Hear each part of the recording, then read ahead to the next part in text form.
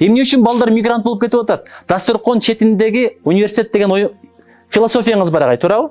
Ишиңиз бар мына, китеби бар. Дасторкондун четинде бизде китепти сүйлөбөйт экенбиз, илимди сүйлөбөйт экенбиз, адепти сүйлөбөйт экенбиз, ыйманды сүйлөбөйт экенбиз. Бүт түкүнчөнүн баласы Россияга барыптыр, келип атасына үй алып бериптир, машина алып бериптир, аялы жакында алтын тагынып калды, андан кийин шуба алып бериптир. Ошону бала угуп отуруп, кулагына кирип, дилине сиңип, бир эле ниет кылат экен. 16-га чыксам, паспорт алсам, эртеси Россияга учуп кетсем, ошакта доолар жайт экен, ошондон бир челек алып келип туруп атама машина алып берсем деп. Ошентип өзүбүз билбей мигранттарды тарбиялап койдук. Ошентип сүйлөп отурганда ыйманды сүйлөңүздөр, сүйүүнү сүйлөңүздөр, адепти сүйлөңүздөр, китепти сүйлөңүздөр.